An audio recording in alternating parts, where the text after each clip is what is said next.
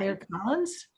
The meeting, by the way, is being recorded. So for those of you who wish not to be seeing the recording, we're just alerting you, which means that the recording of this evening's program will be available on our website and archived for future reference. Ray Montano is with us this evening. And we have Diane Helmkamp is not here with us this evening. I do see other members of our board. Claire, did you want to say anything about the book? I meant to ask earlier, is there anything left to say about our fabulous publication? Still, you don't get it, right?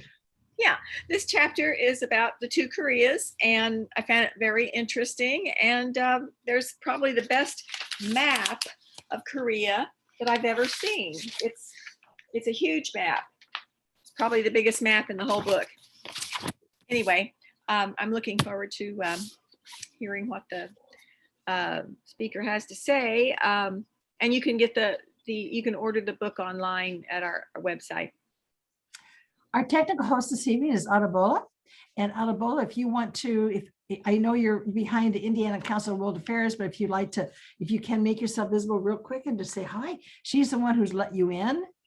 And she's the one, if a ruckus breaks out, will handle the ruckus. And she does a fabulous job. She'll also be handling the PowerPoint. We have been very pleased to bring you this series this year free because of Zoom. Lots of things were different. We're taking a look at next year. Our next program year is going to start. We're already talking about our next program year for 2022. That will start again in February. Hi, Diane. Diane Farrow just came on board. She's another member of our committee. Our program year will start in February, and we've been so pleased this year, but we know several of you are also very anxious to come back live. So we are probably going to look at a hybrid for next year to see how we want to proceed forward. I think just as people have gotten used to Zooming, as things open up, they're not going to let go entirely of that comfort level, but they're also going to be rather anxious to get back to seeing people live. They've had enough of the takeaway dinners. They'd like to go to the restaurant. And that's what we would like to do. We're going to see now what will happen is we are going to take the advantage of this great technology. And as we take a look at our speaker format or our topic format for next year, we'll see, well, who can we bring in that's from somewhere else besides just here in Central Indiana? And those for sure will be Zoom, but that will come much later. We've been very pleased to have you join us. You know, we are a nonprofit organization and we're very mission driven by doing something that ICWA through the World Council of Affairs have been doing for almost 100 years. And we here in Indiana have been doing now for close to 65 or at 65. And while we enjoy bringing this to you, it is not as though we are completely void of our own expenses. And particularly is our mission to make sure that students can also be involved with us as much as possible. We have a very robust academic world quest that some of you know about, and we want to really broaden the opportunities to engage more students at different levels.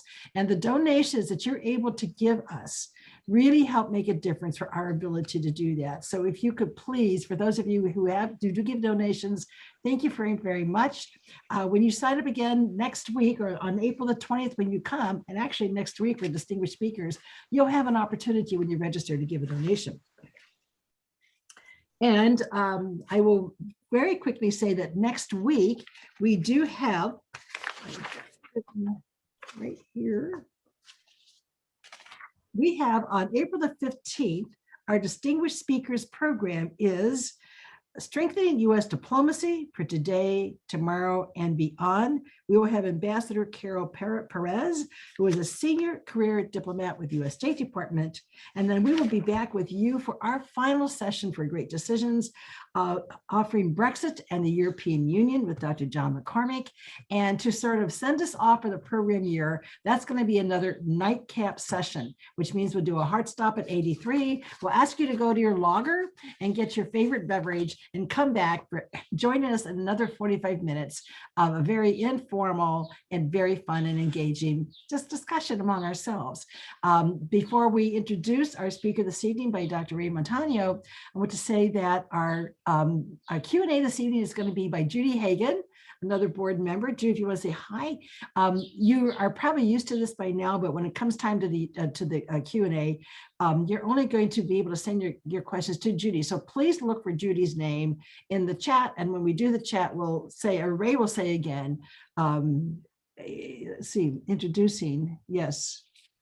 Ray is introducing our speaker this evening. He will tell you how to do that Q&A and remind you once again to either direct your questions to Judy that you want her to ask, or if you have only a question that you would like to ask, then just say, I have a question, but again to Judy. And Ray, will you please introduce our speaker this evening?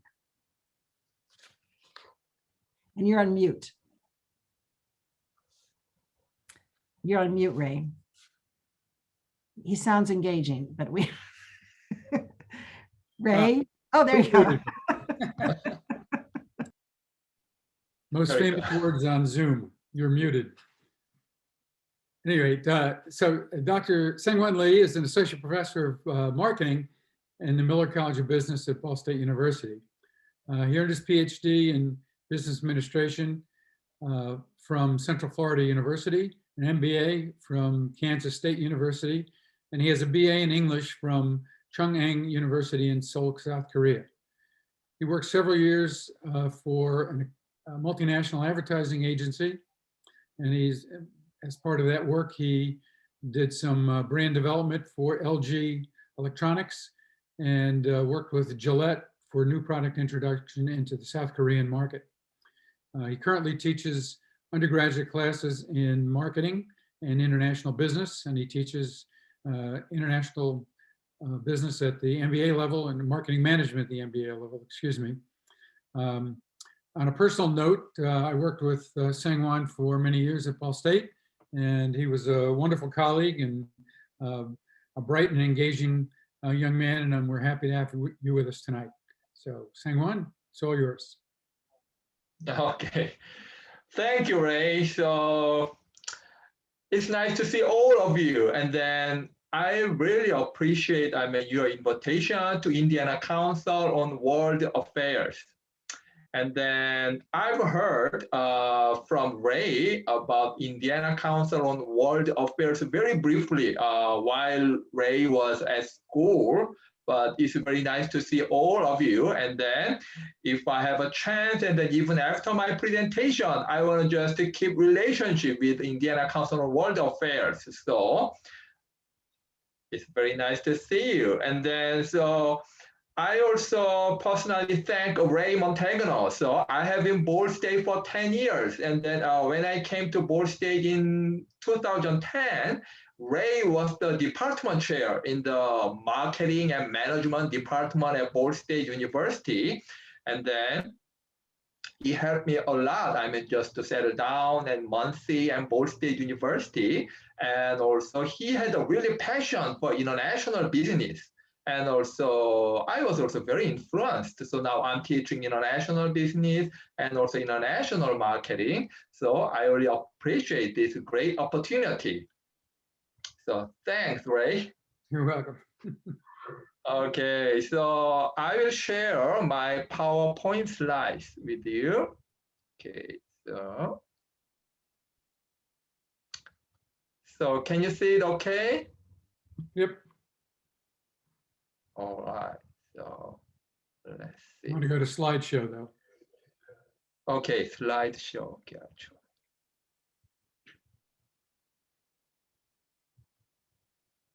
Okay, so everybody can see it okay?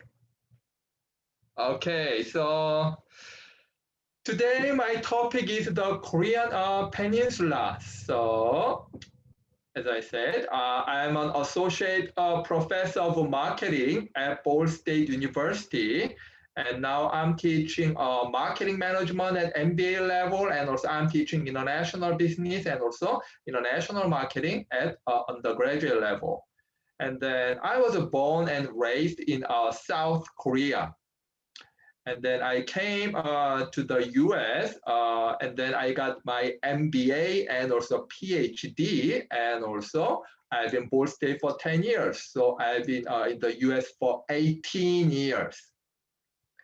And then today in my presentation, my topic is mainly about history and South and North Korean relations, and also economic environment, political, legal, and regulatory environment, social and cultural environments, K-pop and K-quarantine.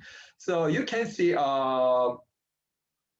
the major topic areas of my presentation are about South Korea. But I know, many of you are very interested in what's going on in North Korea. So I will also briefly introduce the South and North Korea relationship in my second topic areas. And then since I was born and raised in South Korea, I know really a lot about South Korea. But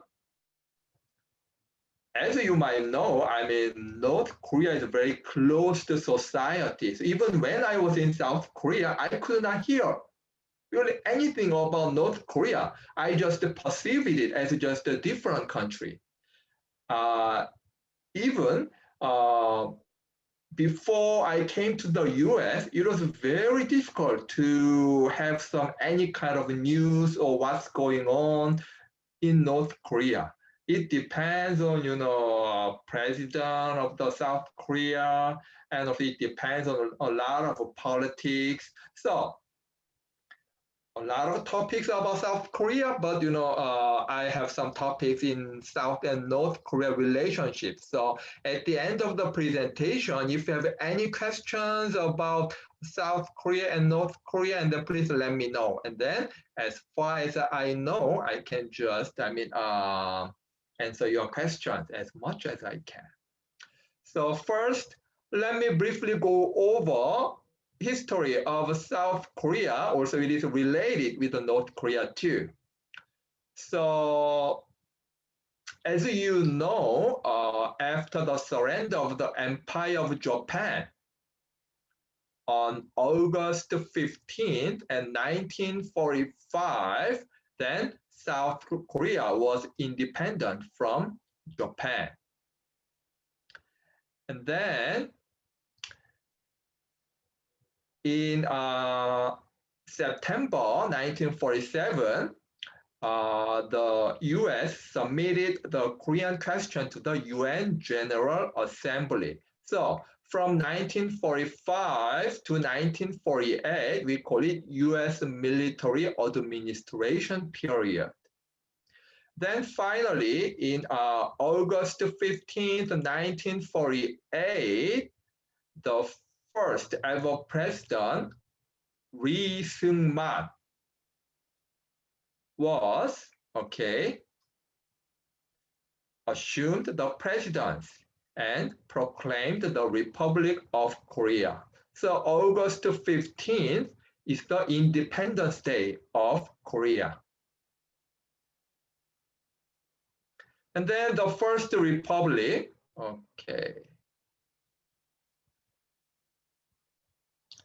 So on September 9th, 1948, there's a communist government in North, and then under Kim Il-sung. So, sorry, I should go back.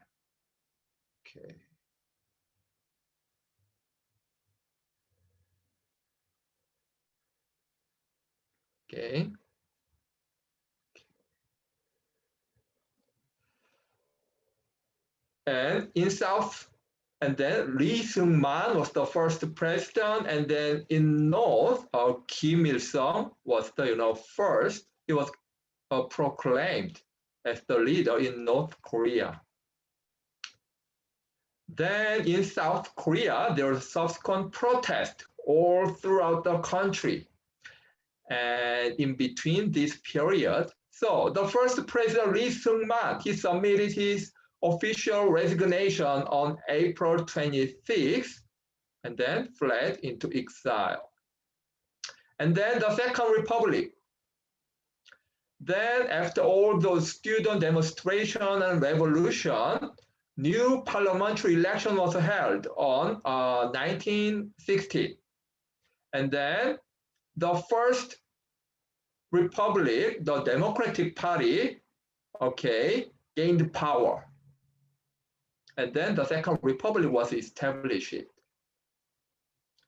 But it didn't just last very long, because in May 16th, there's a military coup in South Korea.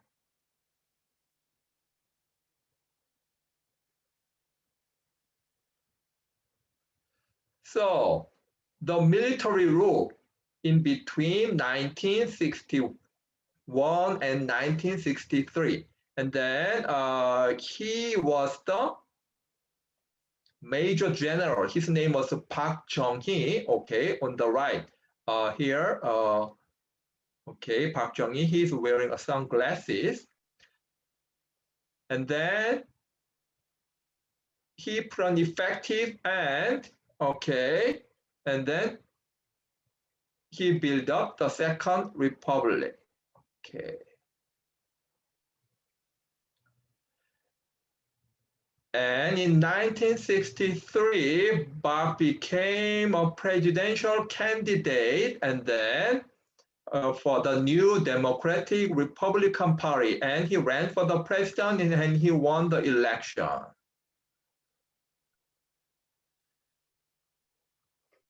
Then the Third Republic was 1963 to 1972.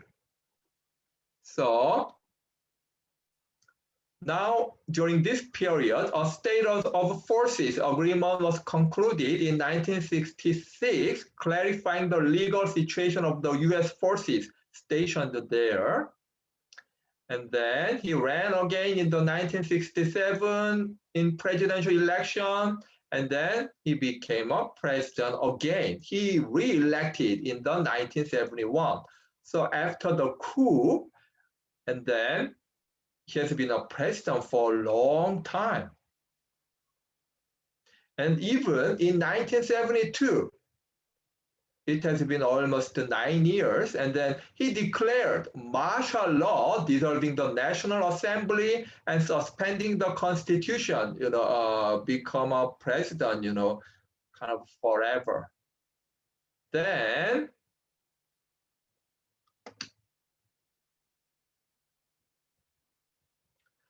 now, in 1979, there was a mass anti-government demonstration occurred, during the Fourth Republic.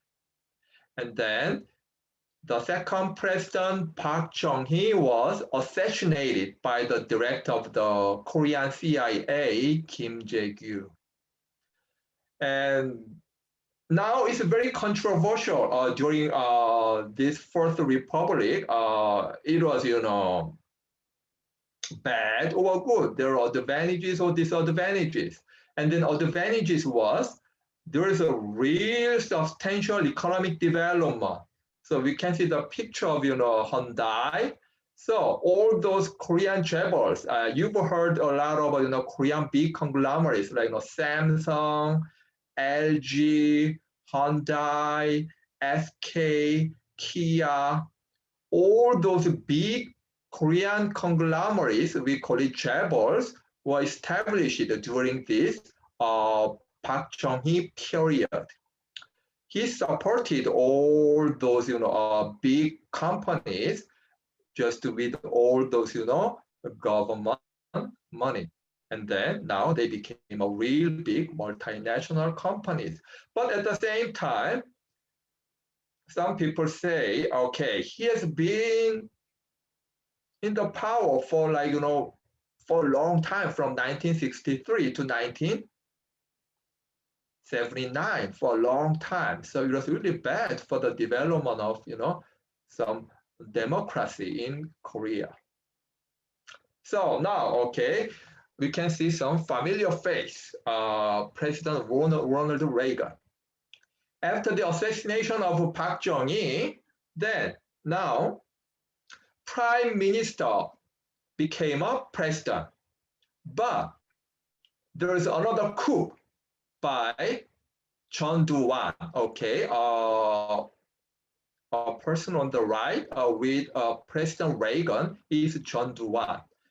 He became a president again after the coup in 1979. And then even on May 1980, there was a confrontation broke out in the city of Gwangju, that is the southern part of South Korea. Then the next president, even though Chun Doo-hwan became a president after the coup, but in 1987, there was also a lot of student demonstration and also revolution. So now the Sixth Republic, and then the next president, Roh Tae-woo, okay, became president in the first direct presidential election in 16 years. And then he was officially inaugurated in February 1988. And also 1988 was a very important year in South Korea because, I mean, the Seoul Olympic was held in 1988. And then I remember even at that time, the US team did a very good job on the track. And Carl Lewis, he was very good on, track and also run. And in 1990, it was also a historic event. North Korea accepted the proposal for exchange between the two Koreas. And in 1991, okay, a joint denuclearization was agreed, and the two Koreans simultaneously became members of the UN in 1991 during Roh President, Roh Tae-woo. Then the next president was Kim Yong-sam. He was elected in 1992, also by elections.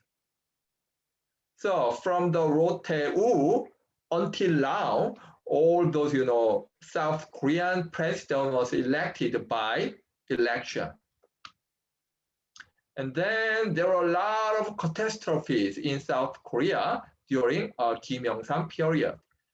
And then also in 1997, the nation South Korea suffered a severe financial crisis. So they needed some, IMF, International Monetary Fund support for relief funds. Then Kim Dae-jung, okay, he was also the first president from Democratic Party. Okay, so in South Korea, so all those previous presidents were, how can I say, Korean Republic Party. But Kim Dae-jung was the first president who was elected in Democratic Party. And then he was very famous for his sunshine policy. So sunshine policy means he put a lot of effort to reconcile with North Korea, and then for the reunion of the separated families of the Korean War. And then there was a summit talk between President Kim Dae-jung and also North Korean leader Kim Jong-il. Kim Jong-il was the son of the first leader of North Korea, Kim Il-sung. So Kim Jong-il was the son. And also, the President Kim Dae-jung was awarded the Nobel Peace Prize in 2000. And then he's known as a Nelson Mandela of South Korea. Then the next president, Roh Moo-hyun, also he was the second president from the Democratic Party. And also he had the same sunshine policy to the North Korea. And also he was elected in 2002 by a direct election. Okay. But unfortunately, he committed suicide after his president period. And then after, okay, Korean Republican Party, like Lee Myung-bak, elected as a president, and then he was under scrutiny. And then so because of, a lot of things, what he did, and then so he committed suicide, unfortunately, in 2009. So after Lee Myung-bak and then Park Geun-hye, I think many of you know President Park Geun-hye. She was in president from 2013 and 2017. Her father was the second president of South Korea, Park Chung-hee. So I talked to Park Chung-hee. He got a president after the coup in 1963. And then Park Geun-hye was the son of Park Chung-hee, the second president of South Korea. So she was the 18th president of South Korea, and then eldest child of the South Korea's third president, Park Chung-hee. She was the first woman also to be elected as South Korean president and to be elected as the head of the state in the modern history of Northeast Asia. But unfortunately, the impeachment was upheld by the Constitutional Court in 2017, and then it ends Park's presidency. So at that time, there are a couple of issues. And then now she's still in prison. And also right now, you can see president at that time, Lee Gun-hee. He was the president of Samsung. And then his son is Lee Jae-yong. And then Lee Jae-yong is also in prison. So there are some issues during Park Geun-hye president period, some bribe from Samsung, and also some national security issues. So she's still now in prison right now. And then on the right, you can see the president of Hyundai Motor Company, and then Jung Mong-gu. And then right now, the president Moon Jae-in, he is also from Korean Democratic Party. So now he has also some sunshine policy to North Korea. So during Winter Olympics in South Korea about 2 years ago, he also had a lot of conversations with Kim Jong-un, and also he arranged all those meetings also with President Donald Trump and with Kim Jong-un. And also now he's praised because he did a good job on COVID-19 pandemic things. So he minimized the cases in South Korea. But right now, there's some controversial issues. In South Korea, there are more deaths than births. And then, so the population decline. And also right now, there are some issues of, real estate property. So that means some high officials in South Korea, they just use some, internal information to get some unfair, gain by buying some real estate property and then sell it after the price increase. So that's a kind of real issue right now. So it's also a little bit controversial right now. And then the new president election will be held next year in South Korea. South Korea and North Korean relations. North Korea invaded South Korea, as you know, on June 1950, and then it's Korean War. And then all those fighting ended on July 27, 1953. So it lasted for 3 years.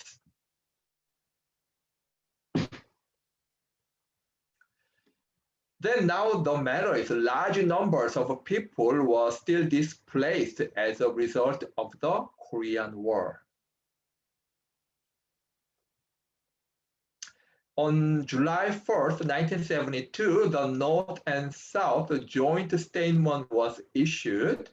And then there was some, after the Cold War. So during 1991, okay, as I said, there was some Democratic Party president. And then there was some unified Korean team attended some world table tennis competition in Japan with new flag, Korean unification flag. Okay, so this flag was used in a table tennis competition.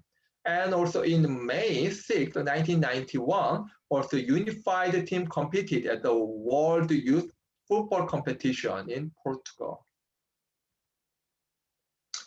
Sunshine and shadow. Okay. After some sunshine policy, there was some development of the North and South Korean relationship. In 1994, okay, concern over North Korea's nuclear program led to the agreed framework between the US and North Korea. And also in 2007, South Korean President Roh Moo-hyun and North Korean leader Kim Jong-il signed a peace declaration.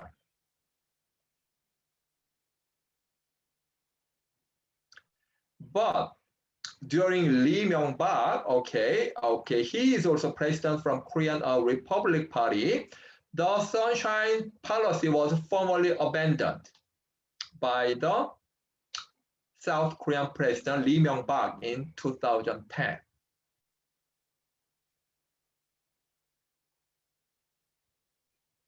And also there is some tension between South Korea and North Korea, like Park Geun-hye. So during their Park Geun-hye's president period, North Korea launched some scientific and also technological satellite, and it reached orbit. And then in 2015, Kim Jong-un, the son of Kim Jong-il, he stated he was willing to resume higher level talks with South Korea. But okay, this is very interesting findings. And then I remember also Ray just asked me a question whether South Korean people really want reunification right now at this stage. And then there was a survey in 2017 by Korea Institute for National Unification. Then the result says only 58% of South Korean citizens responded that unification is necessary. And also I looked up some survey, also research, especially among younger generation. Then interesting finding is they believe they do not want reunification of Korean Peninsula during their lifetime period. And then they asked why you do not want a reunification. Then the response was, okay, so North Korea is another country, it's a different country. And then now I'm happy with my life and then we are rich enough. Then why should we suffer from, helping them? And then all those, kind of, downgrading of, South Korean economy and also GDP and also everything. So they really haven't heard a lot about, all those, separated families and also Korean War. When you say young generation, they are kind of, millennials, like in the 20s. And then Korean War was in 1950. It was almost 70 years ago. Even their parent generations have never experienced Korean War. So maybe millennials, grandparents' generation experienced the Korean War. And then many of those grandparents already passed away, and then they really have never heard about Korean War and all those separated families. So it seems like they even don't care. Even when North Korea just shoots some missiles, and then we ask, okay, are you scared? And then they are not scared at all. They feel really safe, and then they said, oh, they are doing all those things every time. So we do not care, and there's another country. So it's very interesting findings. It's only 58% of South Korean citizens said they want reunification.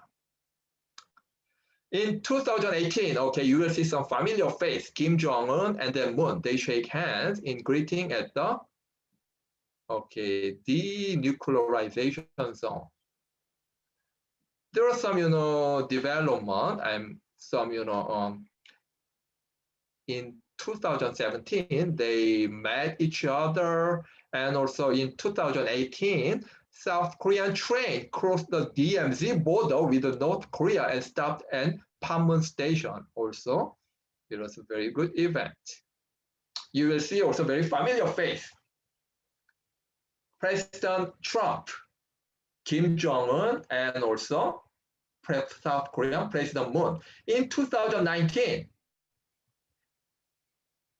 Kim Jong-un, Moon met again in the DMZ area, joined by US President Trump. And then, as far as I remember, okay, President Trump was the first, to meet really North Korean leader person to person in North Korea, in the DMZ area, okay.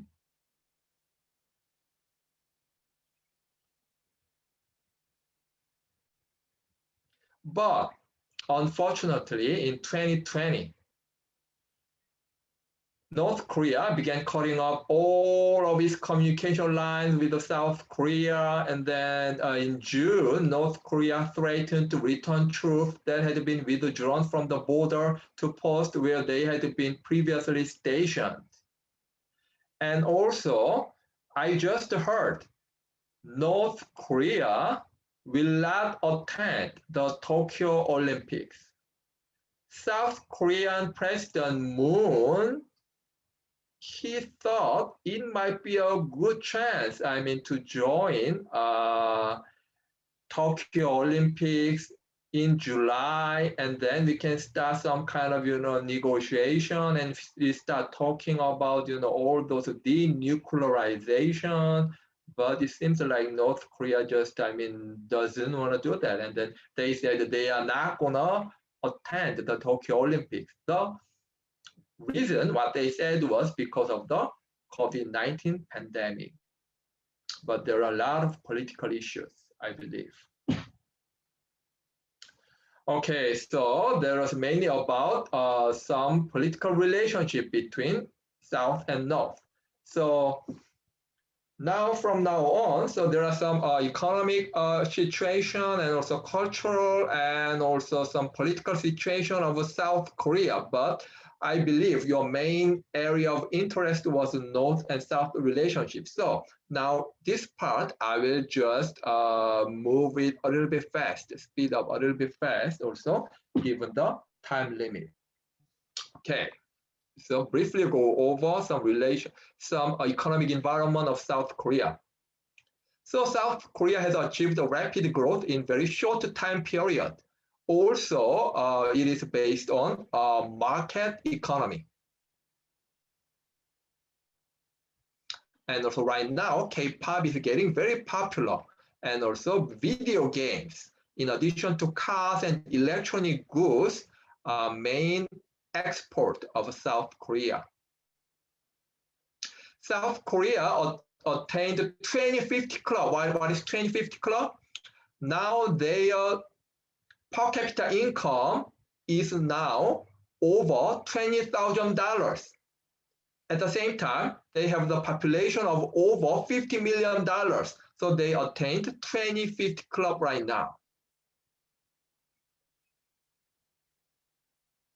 And also, a lot of conglomerates or multinational companies also, they export a lot of Korean products overseas. And South Korea joined OECD in 1996. Balance of payments, okay, as you can see, okay, there are more exports than imports. So it is trade surplus.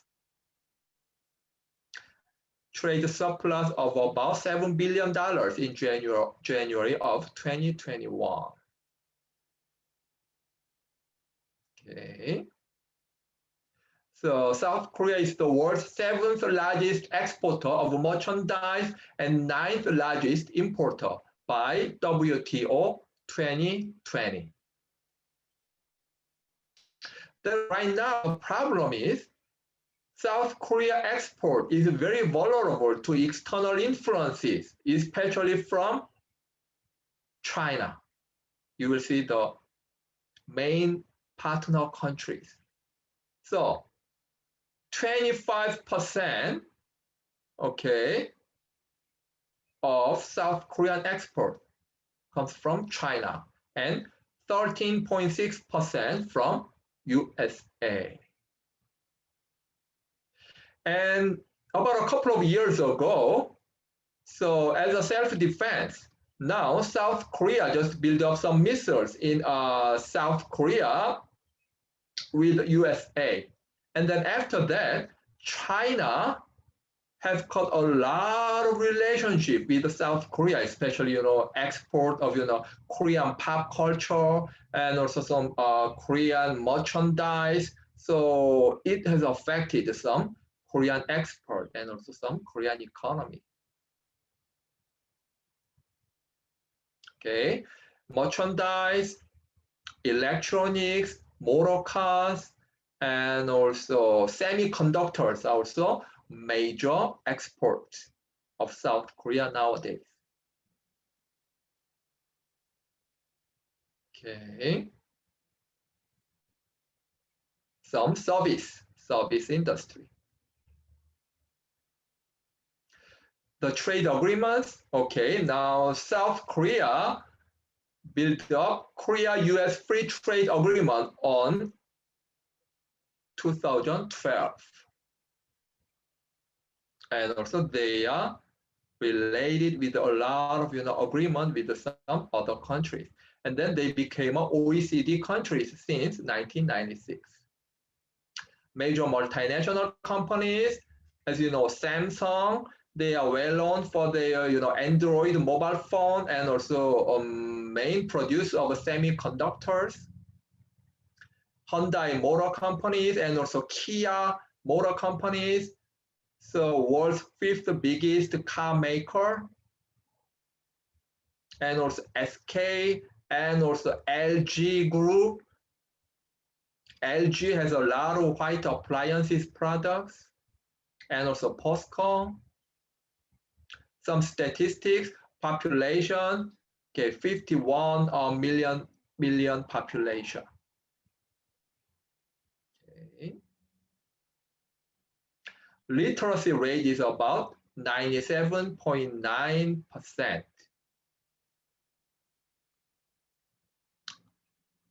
Political risk of South Korea is low and remains relatively stable. Okay, some information about tax, corporate tax. Okay, the comparison of corporate tax. South Korea, total corporate tax share out of profit, 33%. And then USA is 43%. So a little bit lower than US and also OECD, and also well below of Germany. Okay.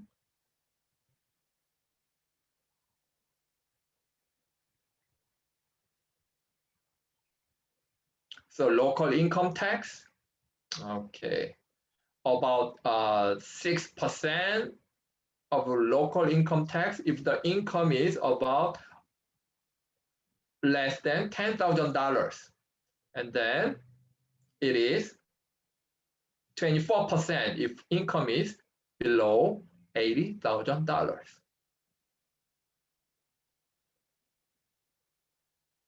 Okay, I will just skip it through law and regulation. So they follow modern European civil law system.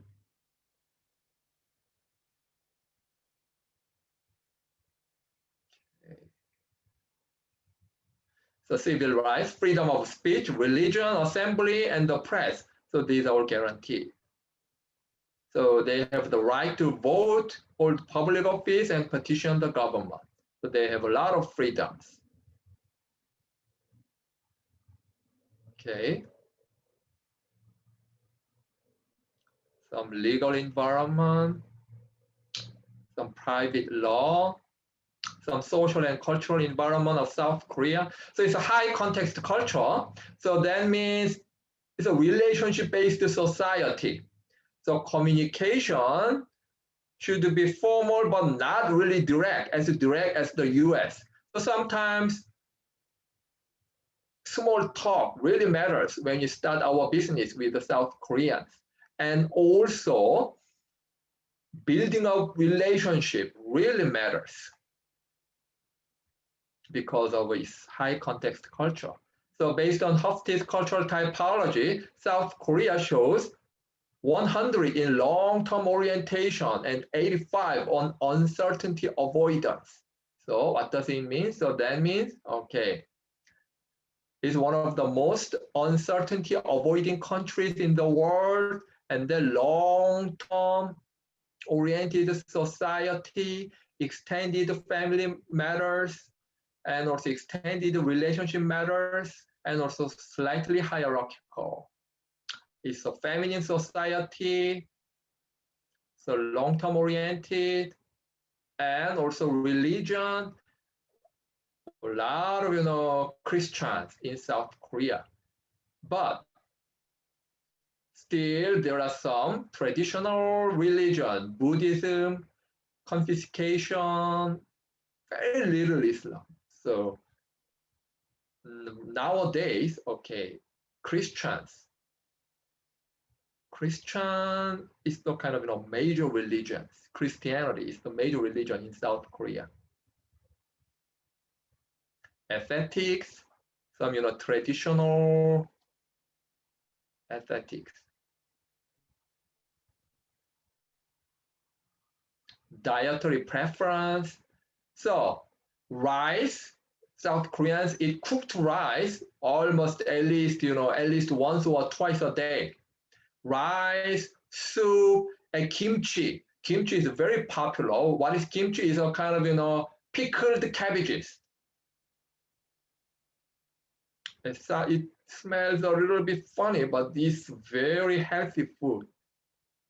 And also, these are kind of traditional Korean dining table. Okay, very healthy and nutritious food. And also in India, there are a couple of Korean restaurants. So especially Korean barbecues are getting very popular. Business culture, age really matters in South Korean business relationship.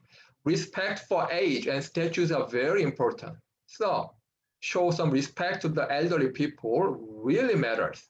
Even business relationship, if our business partner is very old, then they always show some respect. Just with a bow, I will show what bow is. Business cards is also very important. The exchange of business cards really matters. And also gift giving is very common. Korean names have just one syllable, like mine, Lee, Kim, Park. So those are the most popular. Kim, Lee, Park, and Choi. I believe more than half of the Korean have those, last names. Bow really matters, bow and handshakes. Respectful bow more than 45 degrees. Dress code more formally and with emphasis on conformity rather than individual expression. Okay. Gender equality is increasing, and also don't be too push when you have a business relationship with South Korea. And maintaining faith, dining. Okay. They use a lot of chopsticks, but You may ask for forks and knives when dining in larger cities. Favorite sports, of course, they like football, soccer, and also professional baseballs are getting very popular. And then right now, nowadays, among South Korean professional baseball league, it is called the KBO, Korean Baseball Organization. Many major league baseball players from US also play in Korean baseball organization. And also there are some popular South Korean professional baseball players like Ryu Hyun-jin in Toronto Blue Jays, and also Shin-Soo Choo, he's in Texas Rangers, and also Kim Kwang-hyun in St. Louis Cardinals.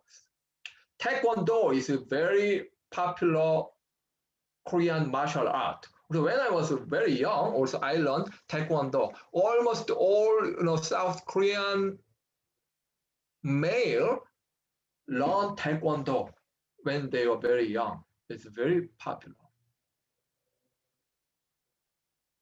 Favorite color, blue and also white.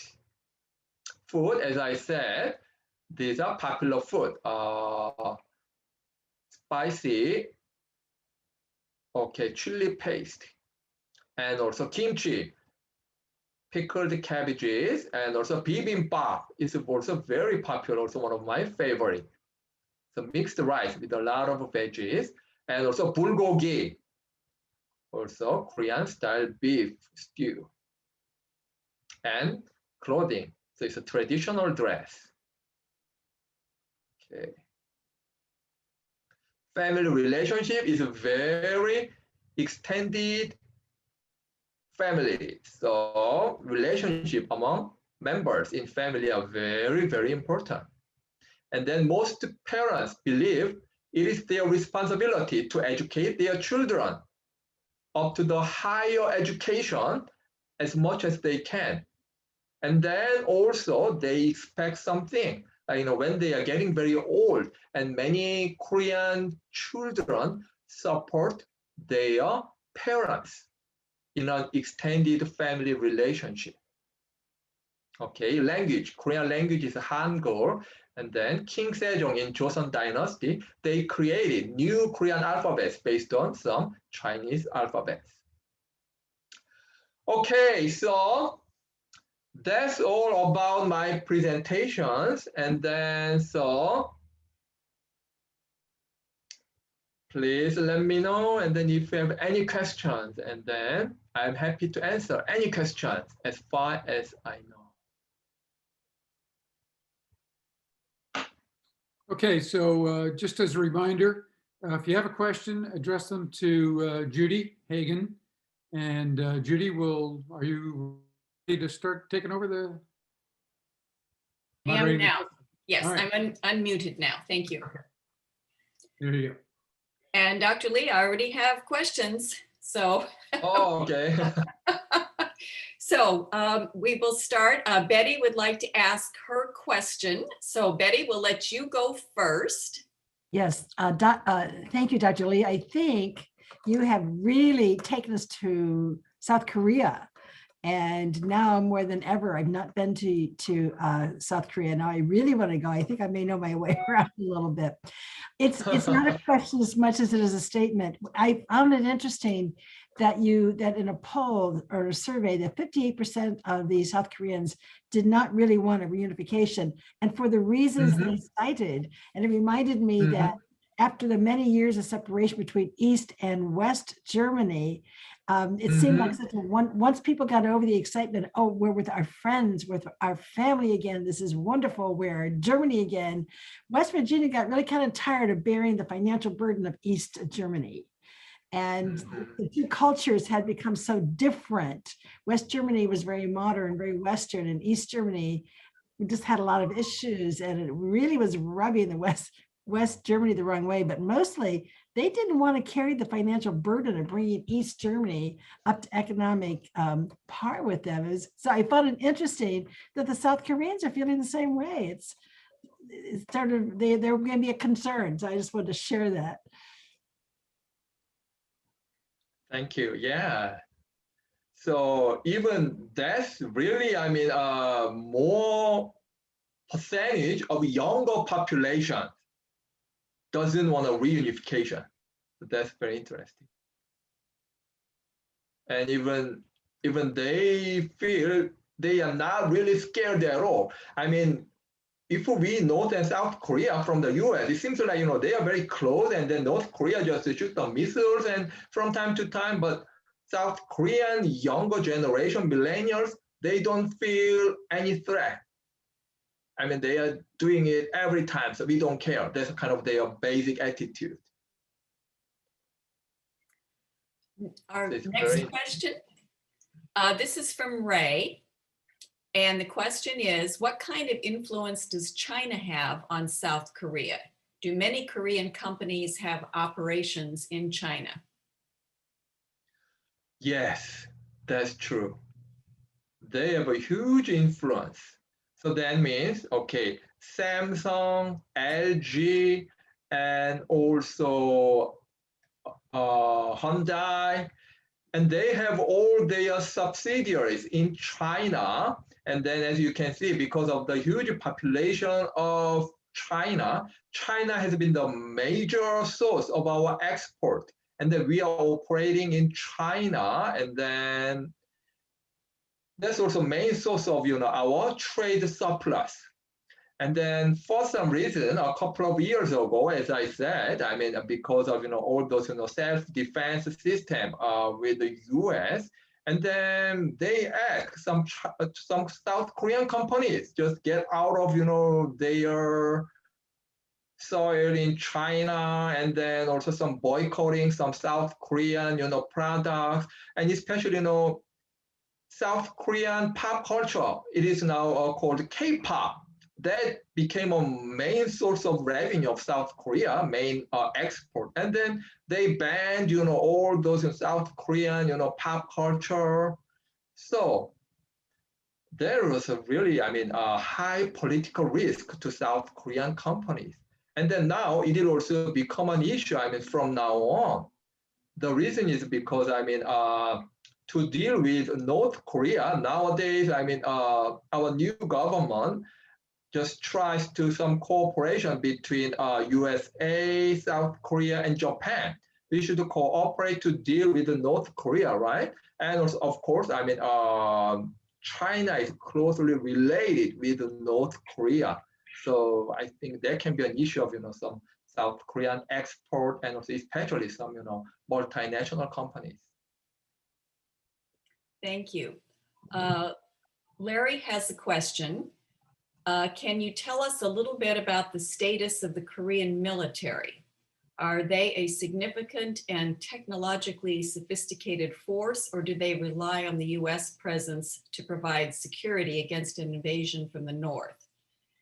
And then as a follow-up, how did South Koreans react when President Trump tried to raise the contribution for the US military forces? Oh, okay. So there are two questions. Two So questions. question number one, okay. South Korean military and army. In South Korea, the interesting fact is all males, all South Korean males should join military service for at least 2 years. It's mandatory, no exception. Even in North Korea, it's not 2 years. I've heard it is like, even around 5 or 6 years in case of North Korea. So there are more military, people in North Korea, and also in South Korea right now. President Moon started some kind of, new South Korean, some self-defense system with the help of US, but now I've heard there's some direct comparison between North and South Korea, and without US, North Korea has the has more power. They are more powerful, and then just compared with South Korean military. So I think they are stronger right now without, without US. But of course, with the help of US, South Korea has, better military system or technologically more advanced. But right now, I mean, they just started. South Korea just started just to, high tech some defense systems. But with the help of US so far, I mean, South Korea spend more money, more taxes to, economic development. So that caused some discrepancy between North and South.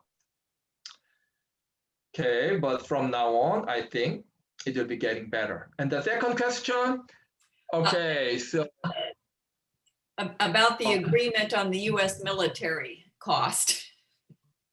I think that was just negotiated. Oh, okay. I've heard, I mean, the negotiation went well. I mean,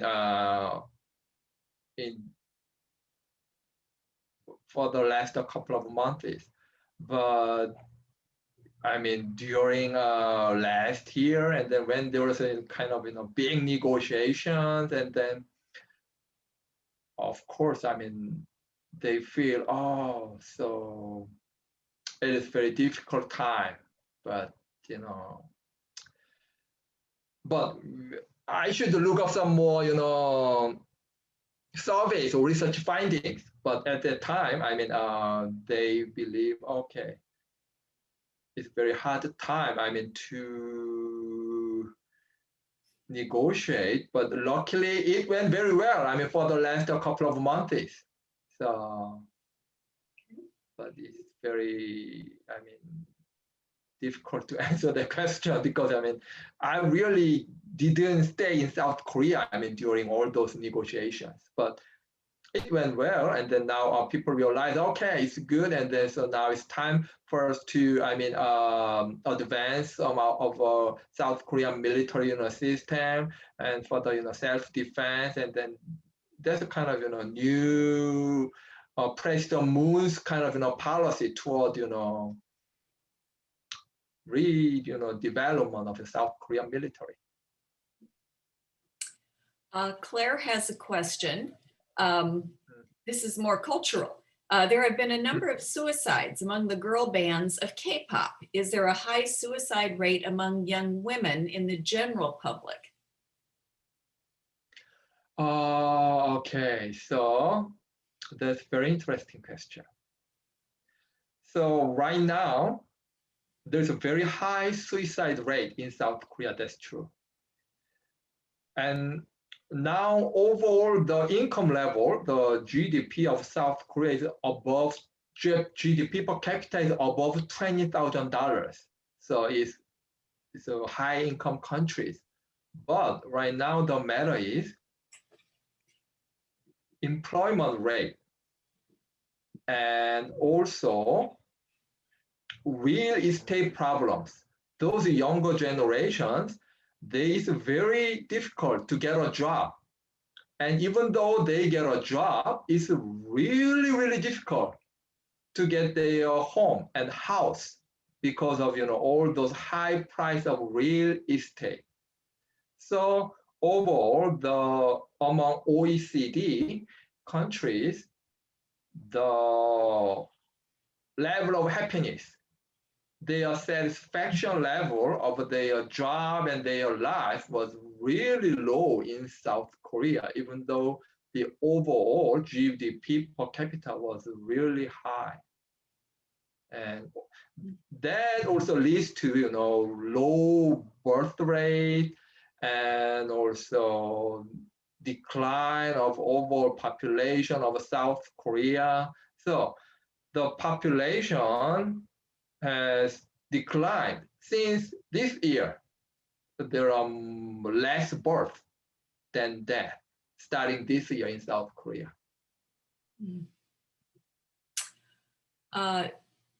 Charlie and Carrie Boswell have a question. Is South Korea a member of the TPP or any other multi-country trade group?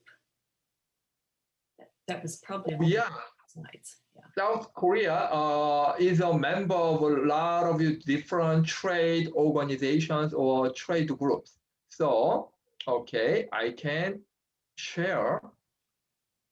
Okay.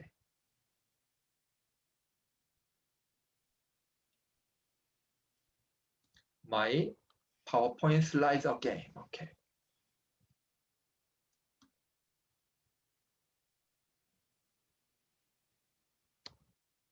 Oh. Okay. So, can you see it okay?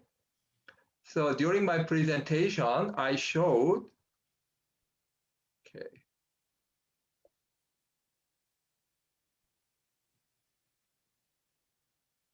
Okay, so these are major trade agreements of South Korea. So now, okay, they have Korea-US free trade agreements and also Asia-Pacific Economic Cooperation, APEC, and also European Free Trade Association with Norway, Switzerland, Iceland, and these countries.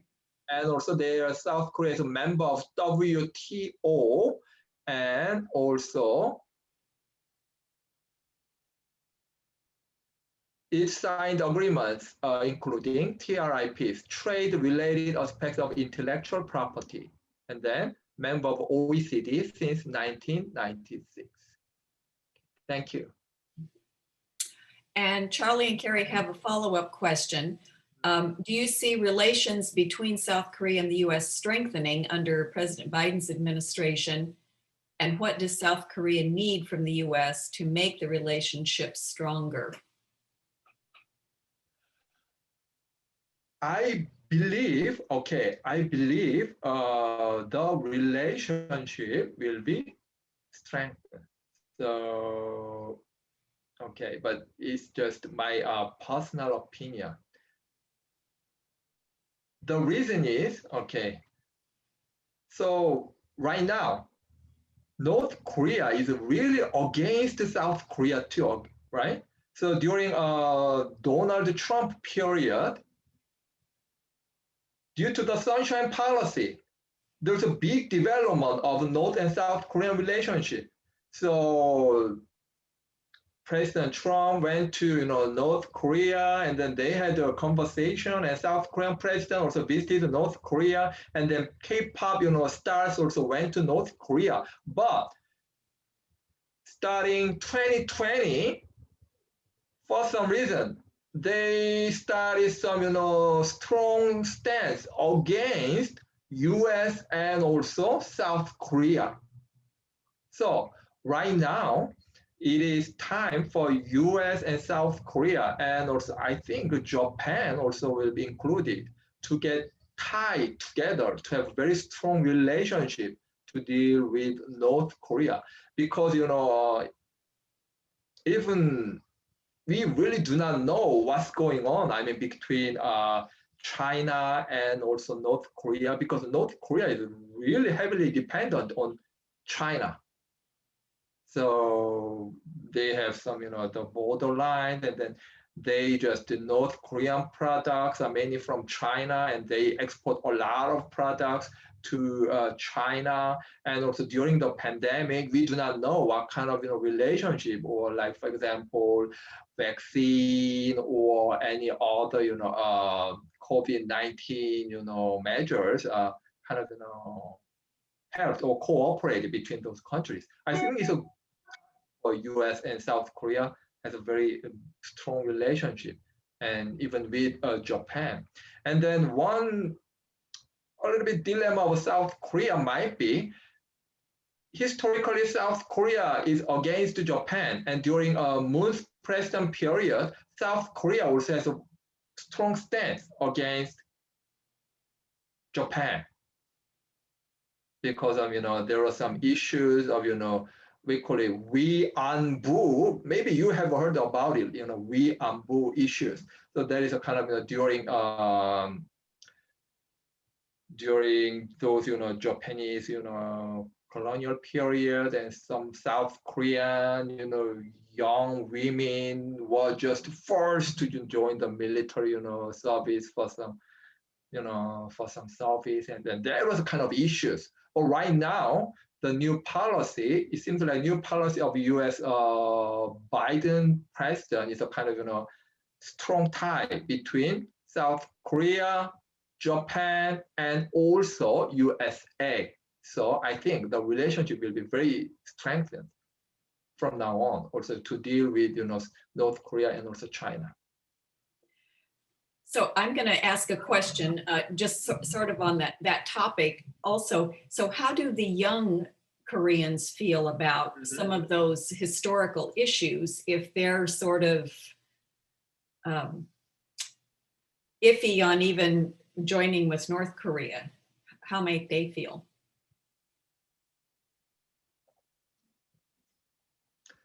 So among younger generations, and then the matter is, even though they learned some fact from the history, but they really do not care. Yeah. So they are kind of, they really like, K-pop, and then also they are millennials, and then they are really separate from the politics, so among millennials.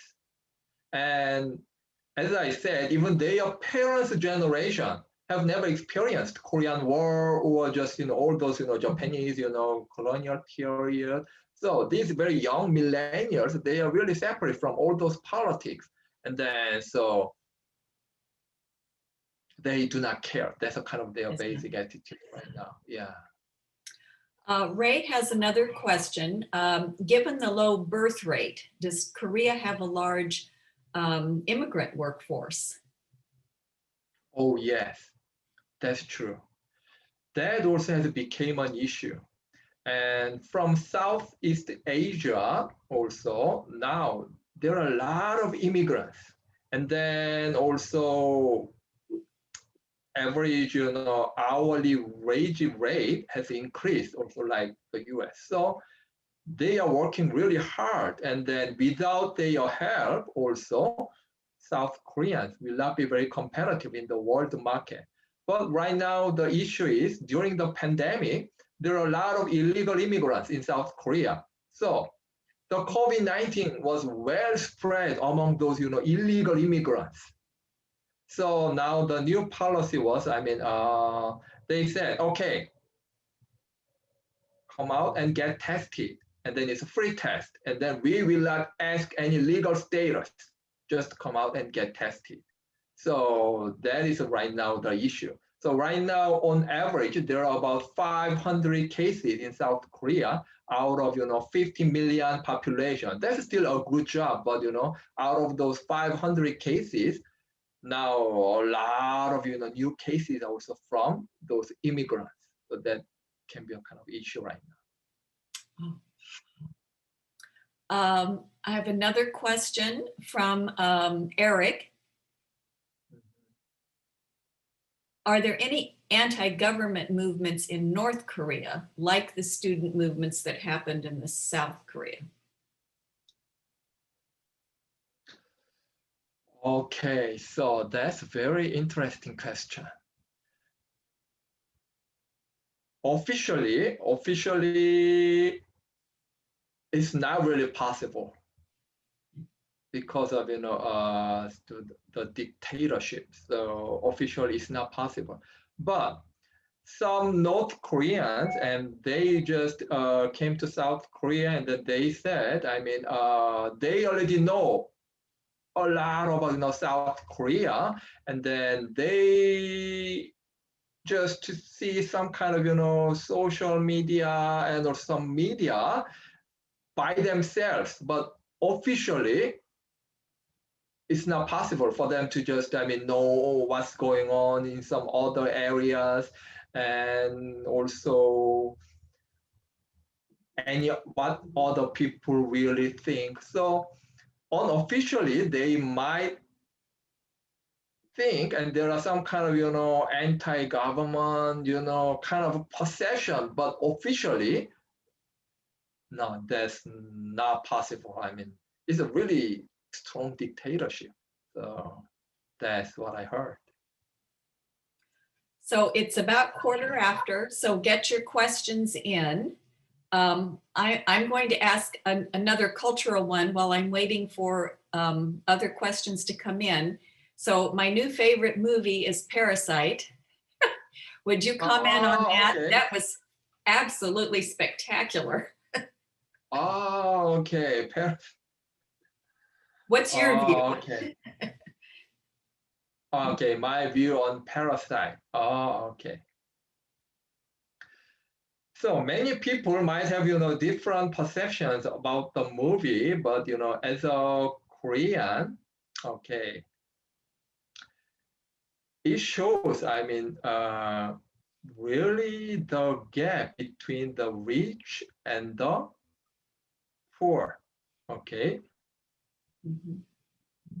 And nowadays it's getting better, but still, as I said, the real issue has been in South Korea was because of, unfair profit from the real estate trade. And you've heard about Gangnam Style, right? By Psy, Gangnam. And Gangnam Style, what Gangnam means is those are kind of, South Korean Beverly Hills in Seoul area, where all rich people get together and then they have their own culture in Gangnam. And then the main source of their income was also real estate trade. During all those development period, especially in Seoul area, and then if they have apartment or house in Gangnam area, then the price of that apartment has been doubled and tripled and even more than tenfold for the last 10 to 20 years. That caused a big gap between the rich and the poor. So in Gangnam area, they are really the rich people, and in Gangbuk area, they feel, because we did not really have those real estate in Gangnam area, so we are so poor. So that's a kind of one social issue. The other issue was education. So they made all those fake graduation certificate, and also they tried to get in very prestigious colleges in South Korea. The passion for higher education in real prestigious university is kind of just too much.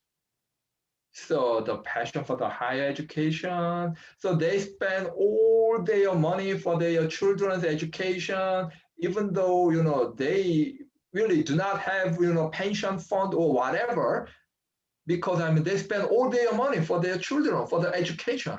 So that's a kind of issue right now.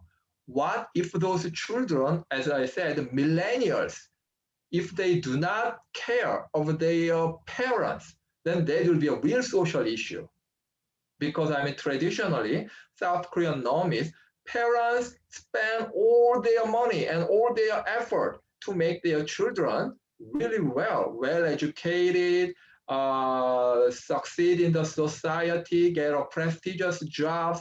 They sacrifice themselves. They even do not have retirement fund. But what if millennials, don't care of their children? They expect their children will take care of them until they die, but it has been very, very different. All those young generation millennials, they really take care of stuff. So I think that will be also some issue. And also Parasite also has to deal with those social issues very well. Yeah, it was quite interesting. Plus, it's a great story for anybody just apart. It's sort of like Steinbeck, ish. Okay, if there are not any more questions coming in right now, I will wrap up with a final one, Dr. Lee. What is a question that you might wish we had asked that you would like us to know about South Korea that we have not thought of to ask?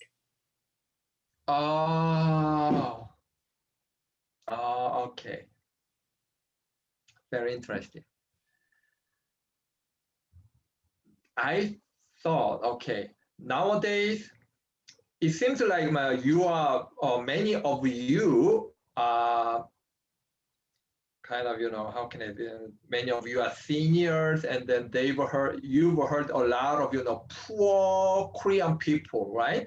So like, after Korean War, South Korea was a really poor country. And then during those, 70 years, now our GDP per capita is above $20,000. And then I thought, what made, those big changes from the really one of the poorest countries in Asia to the high income countries, like, income level is above, $20,000. Even I cannot keep those pace. I go to South Korea almost every year, but every year it's changing. So even I'm teaching international marketing, but for the last couple of years, even for the last 10 years, South Korea was like, upper middle income countries, and all of a sudden it is ranked as high income countries. And what made those, rapid changes and also growth of South Korea, I thought that might be also one of the questions. But still, I'm trying to find and what are those, kind of, reasons how they have developed so fast. I mean, compared with the US, and it's a long history. But as we said, the South Korean, they was independent in 1948, and then after the Korean War, everything was gone in 1953.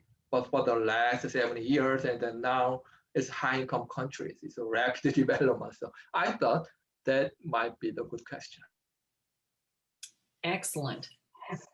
Are there any other questions out there that anyone wants to ask here at the end?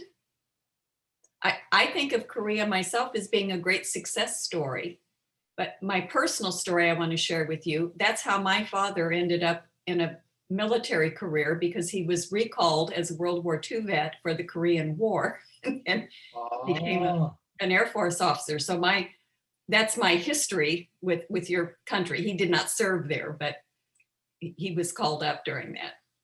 So thank you for your comments. And Betty, I'll turn it back to you. Excellent presentation. Thank you. Thank you. And thank you, Judy. You did a wonderful job with our Q&A. Thank you very much. You'll have to join us again next year.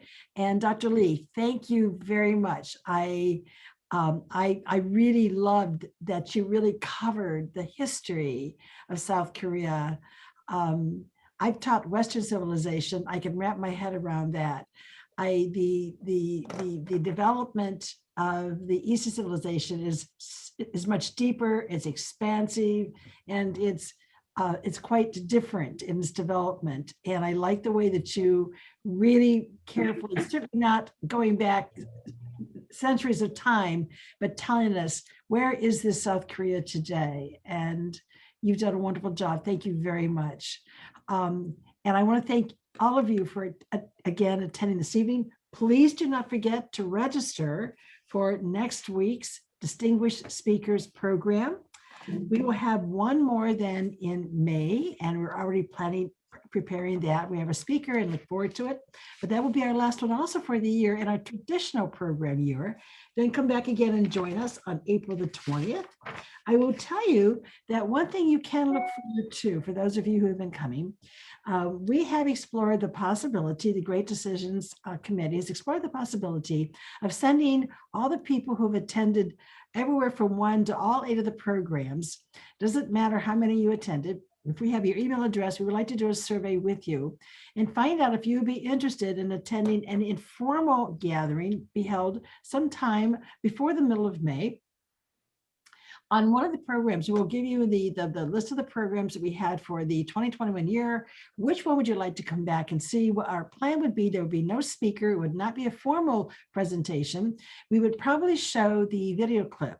The Foreign Policy Association, in addition to its excellent publication, also offers a video, and it can be purchased, but the video offers about 10 minutes or so clips of each of the program topics.